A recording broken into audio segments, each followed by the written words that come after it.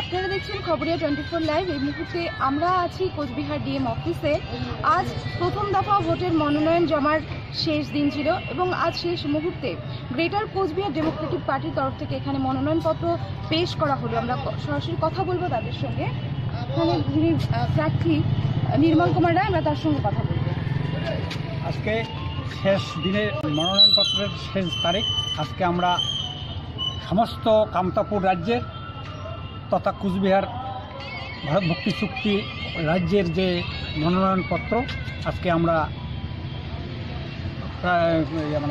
প্রতিষ্ঠা করলাম এবং সমস্ত কুচবিহারবাসীর মানুষের কাছে জাতি ধর্ম নির্বিশেষে, দলমত নির্বিশেষে প্রত্যেকের কাছে আমার হলো আন্তরিক শ্রদ্ধা এবং ভালোবাসা।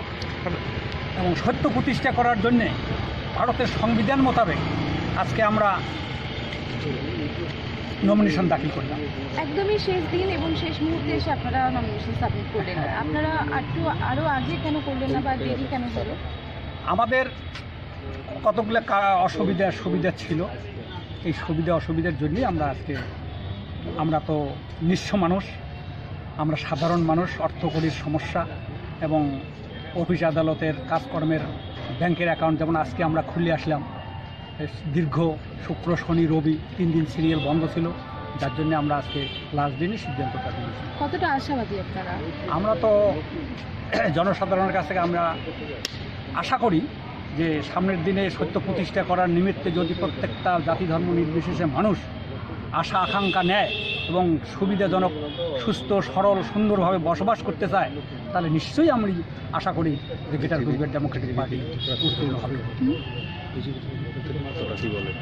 বিজেপি প্রার্থী দিয়েছে, তৃণমূল প্রার্থী দিয়েছে, প্রার্থী সম্বন্ধে কি বলবেন? না, ওরা রাজনৈতিক দল, শাসক দল, ওরা যা করতেছে সেটা জনসাধারণের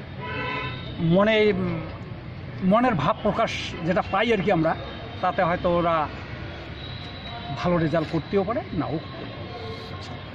আপনাদের মূল এজেন্ডা কি মানে এই নির্বাচনে?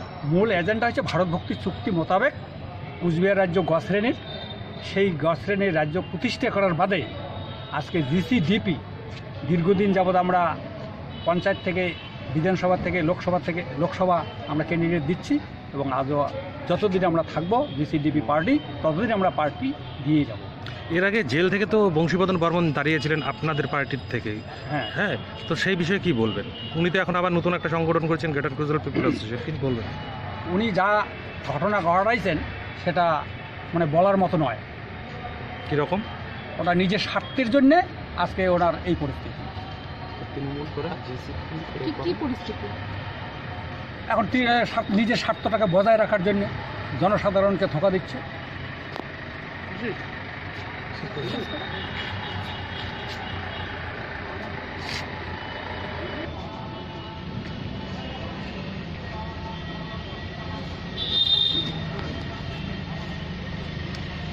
আপনারা খবরিয়া 24-এ সরাসরি দেখলেন যে গ্রেটার কোচবিহার ডেমোক্রেটিক পার্টির তরফ থেকে এই শেষ মুহূর্তে তারা নমিনেশন সাবমিট করলেন এবং তারা কিন্তু তাদের বিভিন্ন এজেন্ডা রয়েছে, তাদের বিভিন্ন দাবি রয়েছে, সে সমস্ত কিছু নিয়ে কিন্তু তারা এখানে ভোটে লড়বেন বলে কিন্তু তারা জানিয়েছেন এবং এই নিয়ে মোট 5টি নমিনেশন সাবমিট হলো কোচবিহার লোকসভা কেন্দ্রে। ক্যামেরা রাজীব বর্মনের সঙ্গে আমি বাণী ভট্টাচার্য, খবরিয়া 24।